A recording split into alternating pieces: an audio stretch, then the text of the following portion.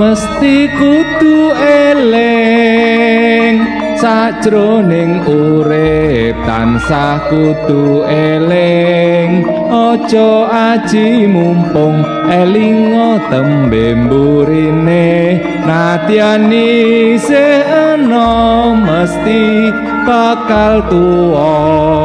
tingkah laku sing sarwa prasaja kanggo patuladan anak putune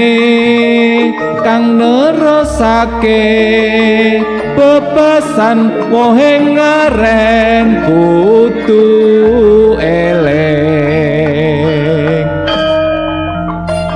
mesti kudu eling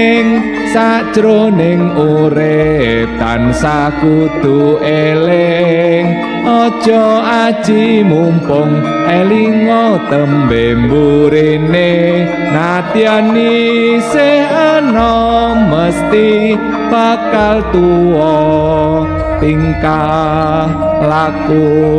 sing sarwa prasaja kanggo patuladan anak putune kang nerosake bebasan wohe ngaren kudu eling